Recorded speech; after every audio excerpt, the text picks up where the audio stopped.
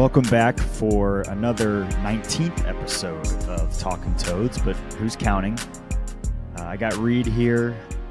It is a Tuesday night, and we are going to preview the Bluebonnet Showdown, Bluebonnet Battle, whatever you'd like to call it. Rivalry. The Revivalry. Yeah. We will preview the game. We'll talk through kind of the positives and negatives, rather, of what we've seen so far. I think Baylor is a very similar opponent, so we'll kind of talk through that. And then, as always, just the dynamics of the game and the dynamics of the other Big 12 games. And then we'll do our 5 big bets of the weekend as well. So, once again, I want to thank RDSCO for sponsoring today's episode. They are a retail brand based in Fort Worth. They do fully custom hats. They offer really the best rope hat options. They're Reed's sporting one there. So go check them out. We should have a promo code pretty soon, hopefully on the next episode. And thank you, RDSCO, for supporting Talking Toads. They're the best. We appreciate it. And also, while y'all are here, please just make sure to like, subscribe, leave a comment on what your prediction is for the Baylor game this week, and we would appreciate that. All right, Reed. Well, let's get into it. We've had a few nights now to sleep on the afternoon in Manhattan. How are you feeling now about last weekend's game? Are you ready to look past it? I guess, where's your headspace right now? It's kind of all over the place, but a feeling that I've been having recently is not a good one. It's just kind of apathetic right now. Because just going back to last year, we're still having the same problems we are this year. Tough losses to teams that are inferior compared to us. So to be honest, I know we're a TCU sports podcast, but this is like the least amount I've cared about TCU in a while. And I think it's just the style of play, the style of coaching, and just, like I said, the same mistakes over and over again. But if we win this weekend, you're damn sure I'll be back on the hype train. Yeah, I think I'm pretty much right there with you. I'm not ready to throw in the towel because, let's be honest, if we made it to deep into the playoffs this year, I think we would have been happily surprised. I think our standard was get to the Big 12 championship this year. But one, that's not dead. Two, I agree. It's not the product that you were wanting to see. Last weekend was super disheartening for me to see because the Arizona State loss, to me, it felt like we were right. Well, it didn't feel like it. We were right there until the end, and we were injured. I mean, I almost kind of threw that Arizona State loss as like, you know what, tough environment. Our running back one and wide receiver one were out. So I almost kind of took that loss just to the chin and said, all right, next, on to the next. So I'm with you in terms of feeling pretty disheartened of what we saw last week. But the sports fan in me just can't let go of the dream in mid-October. I need a few more weeks. So what will make that dream go away for you? If we lose this weekend, I know we're already starting off negative, which is not what anyone wants to hear. But if we lose this weekend, will you kind of be in the mindset like, yeah, that's probably it on the Big 12? Yeah, for sure. Now really any loss. I was going to talk through this more, but really it's that BYU game away that's like the only one that I could say, all right, wouldn't be okay with losing, but I could. You would understand. I could stomach that one. The rest of them are must wins. There's just no excuse now, especially these home games. You have to win them. So yeah, a loss this week would completely break it, and we would be hitting panic button or look ahead to off season type moves if you start losing these games. So yeah, this is a tightrope. The good thing is, though, we're at home this weekend, and we haven't lost at home yet. We've looked pretty good at home almost every quarter other than the first half against Colorado and the fourth quarter against SMU. So that's a plus us as fans can take and what the team can take. They've looked great at home compared to on the road. It's just night and day. So, yeah, let's just kick it off with Baylor. They're coming in 4-2, and they kind of have a similar schedule as we've had. They beat K State.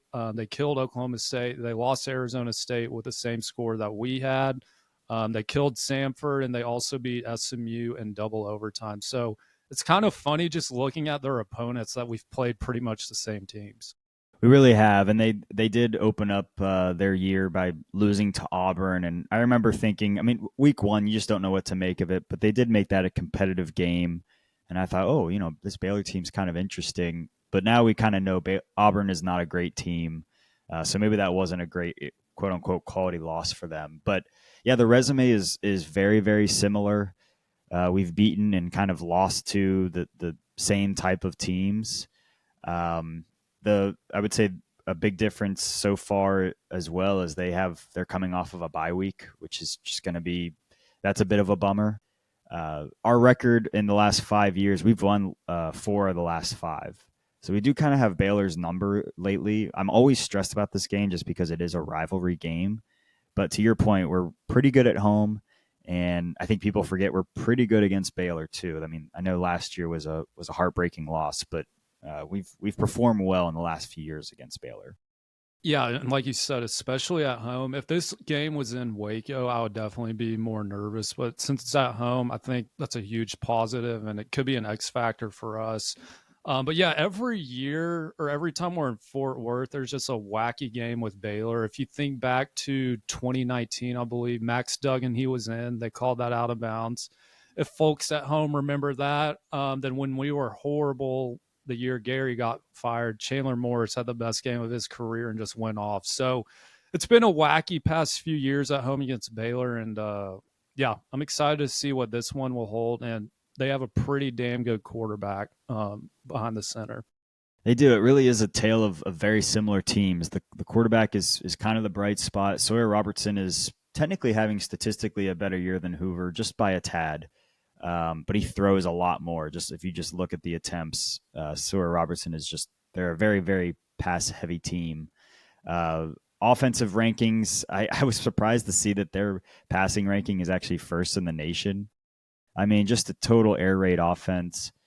Just like us, their running game is just okay. Theirs is probably a tad better, and our scoring is very similar offensively. Defensively, they're averaging a little bit more points per game, so we have a slight edge on the defensive side. But I mean, for the most part, these are very very similarly constructed teams. I think they're carbon copies of each other. They're going to want to throw the ball way more than what they want to do running the ball.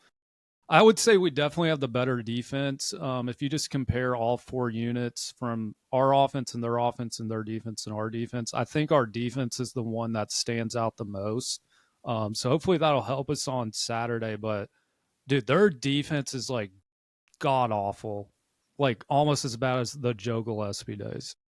It is bad. So that is obviously a positive I was going to point out is no team that Baylor has played had seemed to really struggle against them offensively. Everyone's got it going at some point in the game against Baylor. I mean, again, they're averaging almost 30 points per game allowed. So my key to the game, just jumping to it, I guess, is if you don't win 30 or if you don't score 30, you're not winning this game, period. So expect a high scoring game.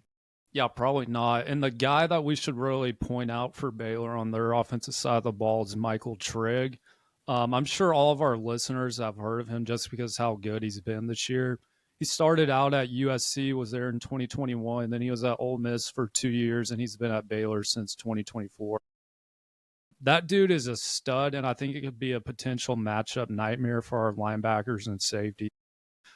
I'm assuming Avalos is going to have him double covered throughout the game, but yeah, that is just a key matchup because if he has 150 plus yards like he has been having, I think it could be a long day for our defense. We always seem to struggle against really good tight ends. I know we've called that out in college. For some reason, that seems to be the secret sauce is having a really solid tight end to rely on. I mean, it is definitely a big reason why Robertson's numbers look as good as they do is because he has a nice safety net in Trigg.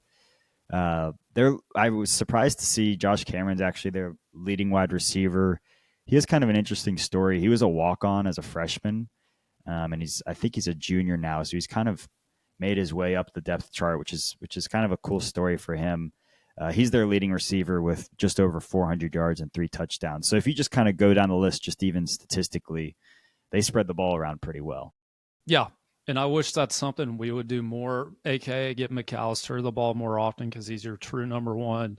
And if you just look at Cameron, he looks like a dense running back. He doesn't Yes. look like a receiver, so that's kind of funny to see. I'm pretty sure he's number 34 as well. So he just fits the running back mold. So I don't know why he's a wide receiver. No, it does. He fits the running back mold, and that's very walk on number. Maybe that was the number Yeah. he got in as a walk on, but yeah, pretty funny story. I was also looking through, I hadn't realized, I knew that Paul Gonzalez was our secondaries coach for years and years. I mean, gosh, 13, 14, 15 years. But last year he left and he actually joined Baylor, which I found pretty interesting when researching this team. So I don't know if you'll see any similarities in how maybe their defense lines up, at least on the secondary side. He was obviously very influential in terms of some of the guys that ended up going to the draft through the last few years for TCU secondary. But just an interesting call out there. Do you think he regrets leaving TCU because he's dealing with a way worse defense now? Yeah, it's an interesting move. I'd have to look more into it. I'd assume he didn't love working with Avalos. Avalos because that's pretty much the time where he left. He stayed even with the Sonny Dykes transition. So I assume it has something to do with Avalos, but yeah, kind of a weird move. He probably got promoted, I'm assuming, to like passing game coordinator or something on the defense. That'd be my guess. But yeah, it was definitely a weird move for him, especially going to Baylor because that's been our rival forever. It's kind of when GP had that consultant role with Baylor for a while. Right. Right. People don't forget. So what's your vibe check, I guess, for just the game? I think it is very carbon copy teams, even the head coaches. I mean, I know there's a good amount of TCU fans that are starting to get pretty irritated with Sonny Dykes. I know Baylor fans feel the same way about Dave Aranda as well. So you almost have these two teams that are in very similar positions in terms of where the program is and how fans are feeling, and they meet with the same record. 11 a.m. At Fort Worth. I mean, what's your vibe? I think with what's game day going to feel like? It's just the same team. One team's in purple and the other's in green. It's literally the exact same. The fan bases, I feel, are in the same boat as well. I have a few Baylor buddies, and they're tired of Dave Aranda. If you remember, he started off hot, won the Big 12.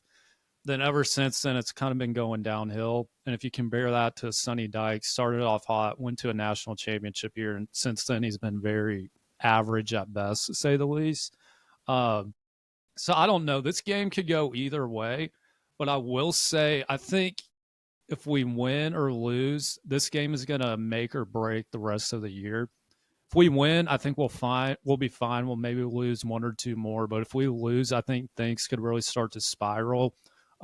Getting ahead to next week, we play at 5 p.m. in Morgantown, West Virginia. If we're coming off a loss, I could just see that getting super wacky. And I don't know. To me, this is a make or break your season type game. It is a total vibe game. I know I will personally be pretty down if we lose to Baylor because that would mean you're 1-3 in the conference. You just lost to your biggest rival, and then all these question marks start happening. Okay, well, if we lose, that obviously probably means Hoover did not have a great game. So what's the outlook on Josh Hoover? What's the outlook on Sonny Dykes?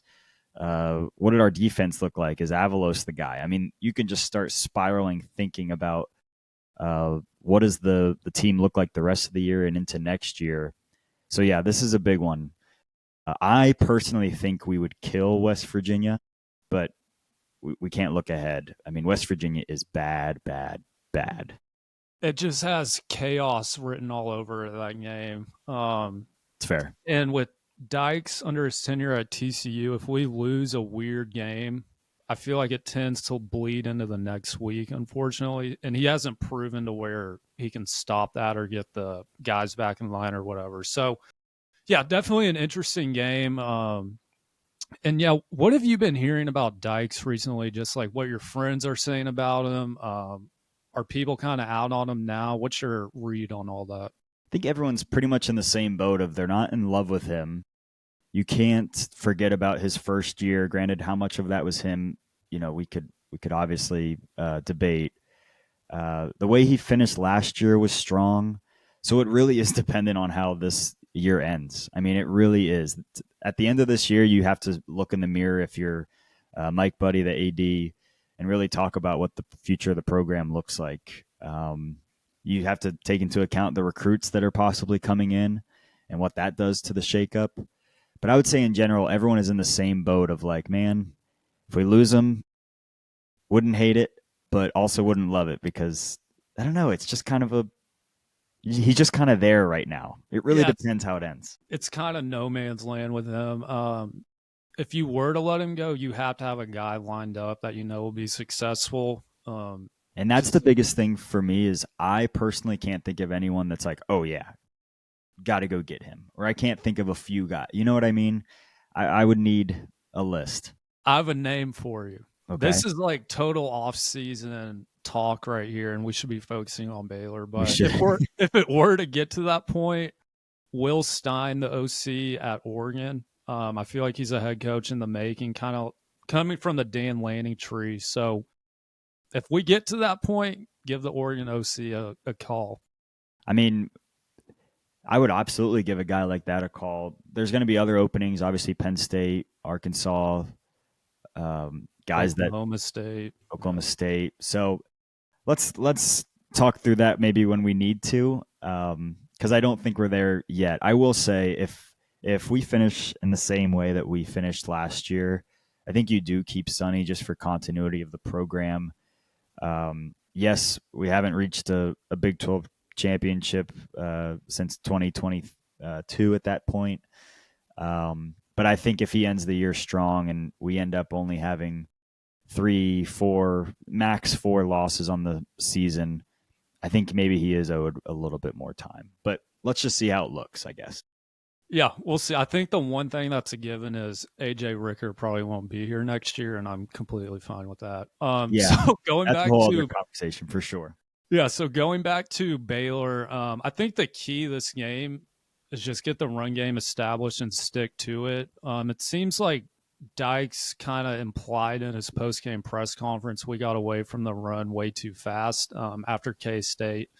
And with his Baylor, I guess that would be pregame conference today, he wants to get back to that and get McAllister involved early. So I would expect a lot of targets to McAllister. He's only had 4 receptions, I think, in the past 2 games, 4 in each game. So I would expect him to be around 10 targets at least, especially with the Baylor defense and their DBs, which are putrid to say the least. So expect a big game from Barnes, McAllister, and get those guys back in a rhythm. Yeah, I do like that he has called out his faults. There are other sports teams that I follow where it's very obvious what the problem is, and they choose to ignore that. But give Sonny and his staff some credit. They know that it's been a mistake to let go of the run game. They know that there's some things on defense they can work on. So I would be excited, and to put it into a positive light, I think they realize that they're letting some meat off the bone with our run game. And he even mentioned he called out Major Everhart again, which I'm really happy to hear that they want to keep getting him more involved too. So that is definitely the positive outlook in this game is we have the weapons to have some fun against this Baylor defense. We just have to do it. I have a question for you, though. I might have asked you this on the last pod, but if Sonny is noticing we aren't getting McAllister involved a lot or that we're getting away from the run game too soon, why doesn't he say something on the headset during the game? It shouldn't take him that long to realize in postgame when us fans can realize that when your best players aren't getting the ball. It's one of the most mind-boggling things, and I'll never be a coach and never have been a coach, so I don't fully understand how it works. But I imagine he's listening to everything Browse is saying. He should be able to just step in there. So I don't know if there's a dynamic there where Sonny's not being aggressive enough. He definitely reacts to plays aggressively. So I don't. It is one of the downsides in total football philosophy. You can have a head coach that actually calls the offensive plays, and that can work. Sometimes it doesn't. In our scenario, Sonny seems to have little input. on what's called on the offense, and that obviously has its downside too. So, yeah, you would think in a perfect world he could step in and say no, no, no, but I think Sonny is a game manager, uh, culture type head coach. I don't think he's the offensive guru step in and make some crazy plays, during an audible. That's not him. At some point, though, you're the head coach, and all the responsibility falls on you. So he needs to be able to step and be like, get McAllister the ball. Simple as that. Doesn't have to be anything crazy. Just get him involved early, keep his head in the game. And that's one thing with Dykes. If he spent as much time arguing with the refs as he did trying to fix the problems during the game, I think TCU would have a couple more wins by now. And if he realizes, oh, we got away from the run, how do you not realize that in real time? I can That's do it what I'm sitting on saying. my couch. Yeah. Yeah. It is. It's frustrating. I think he relies. He's more of a delegator. Like that's his management style is to just delegate and put trust in his coordinators. And to a degree, that is healthy to do, and that is a good management style. But in a football game, if something's not working, just step in Flip and it. talk about it. Yeah. Yeah. So no, it's just frustrating. Yeah, he's just always in the ref's ears, which drives me nuts. I know we've had a lot of bad calls go against us, which I get, but still, at the same time, you just have to keep your composure and actually focus on the plays at hand, not something that happened in the past. Yep, absolutely. Real quick on the injury front, I haven't been able to find anything on Baylor. I don't know that they have any major injuries going into this game, and I would say the same for TCU. It seems like McAllister is back to fully healthy. Barnes is too. I didn't see any major injuries come out of Kansas State, so it does seem like we're kind of getting there. Obviously, we lost Ryan Hughes for the season, but it seems like we're maybe ramping up at a good time. I do have not a fun injury thing for you, but I have an interesting injury note for you. Okay. Apparently, Kyle Lemmerman might be back soon, so it's not a season-ending injury. Dykes mentioned that today, so that'll be interesting to see which week he comes back or if at all. But he did mention that. Which is so funny that we're relying on a kicker that we didn't know if we fully trusted. But now that we've seen some games, man, does it help to know that you can make it to the 30-yard line and you're actually in field goal range and you can actually end this drive on maybe some points here. So Dykes did say he had confidence in McCashlin, but I'm like, you didn't kick a 30-yard field goal the other day, so what are you talking I about? don't see it. Yeah, they clearly do not. Nothing against McCashland, but um, that would be a big deal, particularly if you can get him back for a game like West Virginia, where the atmosphere will be a little wonky and cold. But when is the bye week? Is that after It's West Virginia? after West Virginia, then I think we have Iowa State after that. So it's good we get a bye before Iowa State. Then we would have Cincinnati, BYU, and I feel like I'm missing one other team, Houston. Houston. So it probably is after that bye week. I bet that's when you see Lemmerman Yep. back at home. We'll see, but yeah, it's crazy.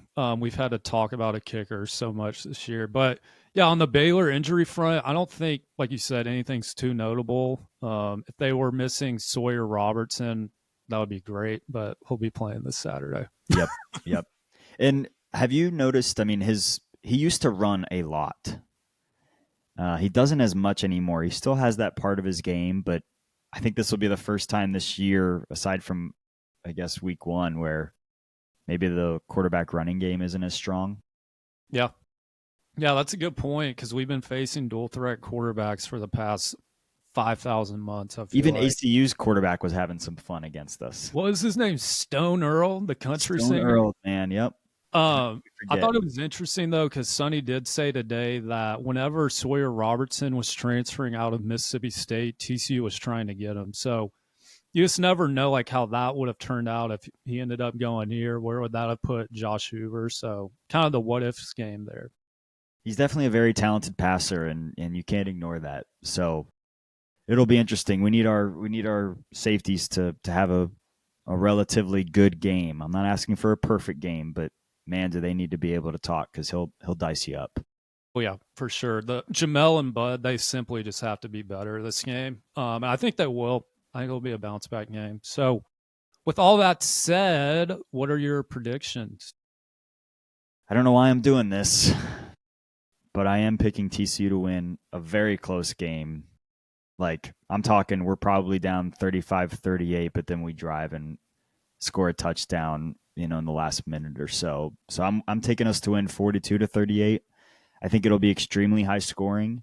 Wouldn't be surprised if it gets up into one of the teams gets up into the 50s. I mean, it's going to be, yeah. I'm expecting it's perfect weather, um, and it needs to be because if it's high scoring, I think that means TCU gets the edge somehow. Yeah, I agree. So you're basically saying to take the over. Definitely take the over, whatever it is. I don't know if it's 60 or what. Gotta be like 68 at least. Um, I'm pretty much in a similar boat as you. I'm going to go 42-35. I don't think any field goals will be taking place this game, hence the touchdown scores. Um, but yeah, no, I just had a bad feeling about K State last week, and I have a good feeling about this week. We're clearly a better team at home. Hoover's way better of a quarterback at home. And I think the edge, like I alluded to earlier, was the TCU defense. I think they'll be able to get a stop or two compared to the Baylor defense. So that's why I have us winning this week. That was exactly my thought. So I guess we'll see how it goes. Very high scoring. I don't know who the better team is. So I think it's going to be one of those classic games of maybe who has the ball last. So Wait, can I change my score? yeah. Oh boy. Oh boy. Obviously for the Frogs, though. Right. Okay. Thank you for clarifying. There you go. All right. Should we move on to? Well, do you want to look at the rest of the Big 12, or do you want to get our 5 big bets going? Yeah, maybe we can focus more on the Big 12 if we get back into title contention. For now, it just depresses me. It is depressing, and I think maybe my only call out for it was you do have to keep paying attention because the Big 12 is a gauntlet, and we put out that rooting guide. At least 3 games each week happen in terms of who we want to root for. So, yes, maybe that's more frustrating to think that we can't take advantage of that. But the Big 12 is a gauntlet. There's a lot of just frisky teams involved. So, something to look out for. I think I actually picked two of these games in my Big 5 of the week. So we can talk through that more. Okay. Yeah, let's get into the 5 best bets of the week. Lesher, last week you went 3-2. I went 2-3. So for the year, that puts me at 16-14, and you're at 15-15. We're just so average, aren't we? We're just like TCU football, baby. That's all there is to it. Consistent and average. Yeah, very, very average. I think you went last week, so I'll go ahead and get us started. First, we're going to go to Gainesville, Florida, and I'm going to pick Mississippi State plus 8.5. I think Florida's just defeated at this point, coming off a rough loss at A&M. So give me the Bulldogs there. Then we're going to go to South Bend, Indiana, and I'm going to take USC plus 8.5. They're coming off a big win against Michigan. I know they're going east, might be a little cold, but I trust the Trojans there. Then give me Virginia minus 17.5 against Washington State. Washington State, they were in a close game last week against Ole Miss, and I think that probably just deflated them. And Virginia has a really good offense under Chandler Morris. So give me that. Then Washington plus 6.5 at Michigan. I don't think Michigan's that good, and Washington's sneaky underrated. And for the last one, give me Georgia Tech plus 1.5 at Duke. That line makes 0 sense to me, which kind of scares me, but I think Georgia Tech's just the better team. That is an interesting line. They're teasing you. Yeah, for sure. All right, real quick on mine. I have A&M covering their 7.5-point spread against Arkansas.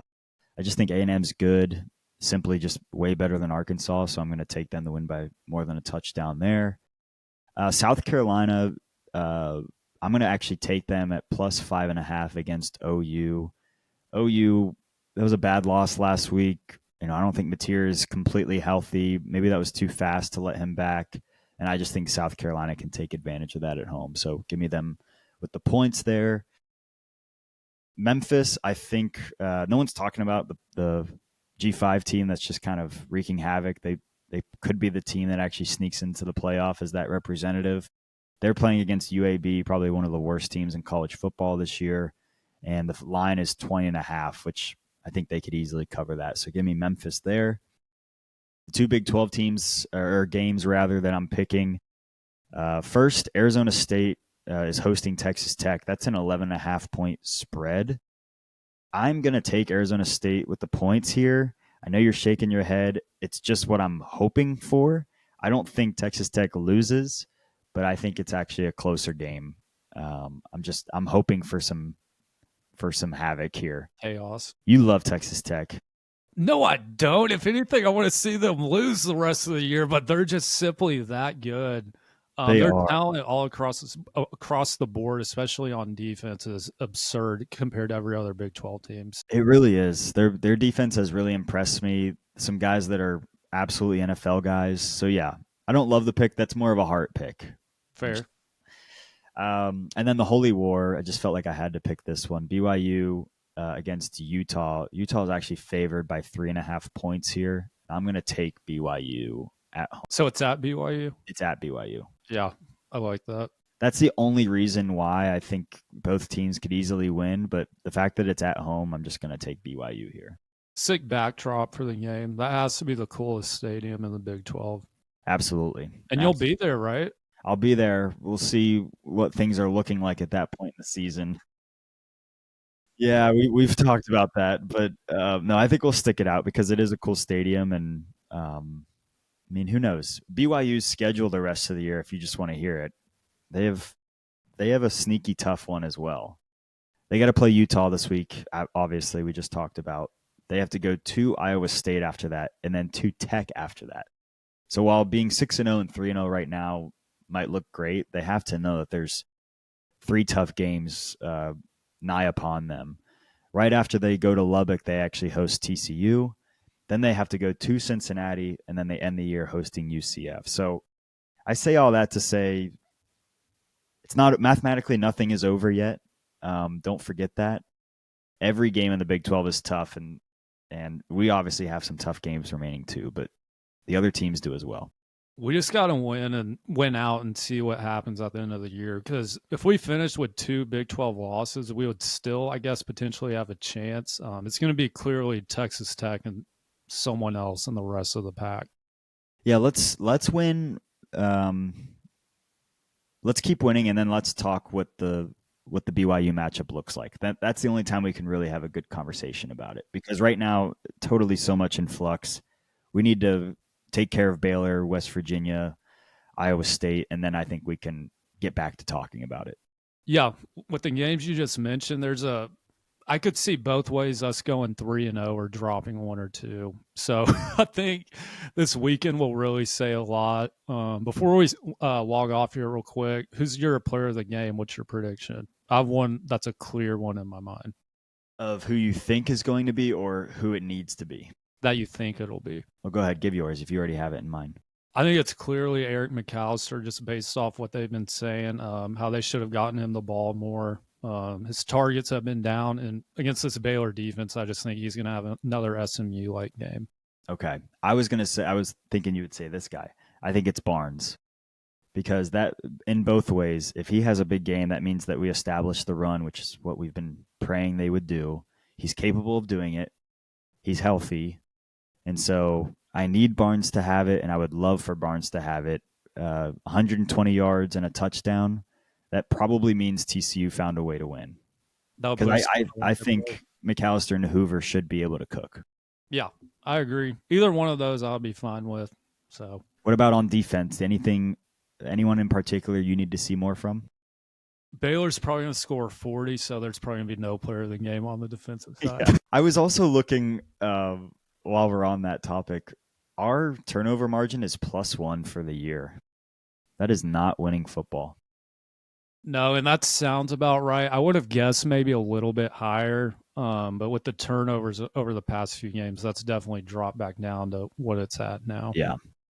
So not good, man. Not good. But a win this week could definitely put you right back to feeling like this team could have some fun. We try to placate expectations, but at the same time, I don't think I'm ready to let go of this team on October 14th. So let's just see how they look this weekend. They have me holding on by a thread, so if they lose this weekend, I'm out. Will you be at the game? Yeah. Yeah, unfortunately. If anyone sees Reed at this game, buy him a purple hot dog. Make him feel a little bit better because our man is down bad. Dude, I'm just tired of seeing the same mistakes over and over year after year. Um, and I don't think it's the players' fault. Like, we have good players, they just haven't been coached that well, in my opinion. But all that can change this weekend, and we can flip the switch. Maybe it's a good thing you'll be at the game because I believe we're 0-2 when you go live in the second half.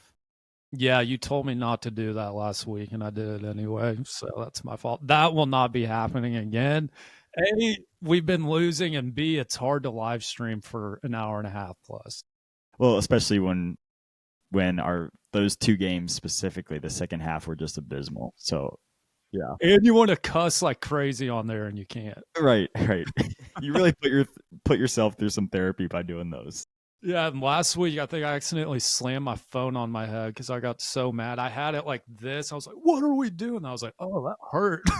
But anyway, All right. Well, be safe out there. Wear purple. We didn't even talk about jerseys. I'm very excited. I think we're finally going to wear our purple jerseys this week, so that's kind of fun. I did see a tweet. I don't know if it was legit or not, but I saw that we'll be wearing completely new helmets this week. So I'll be interested if that's true, and if so, what that looks like. Interesting. So they're saying not the blood jerseys this week. I guess it depends on the helmet. Yeah. So keep Man. an eye on that. Yeah, keep an eye on that. We are on the edge of our seat over here. No, that'll be fun though. Yeah.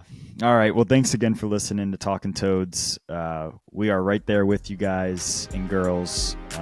Let's go get a win against this team down south. We'll talk to you here in a few days. Go Frogs.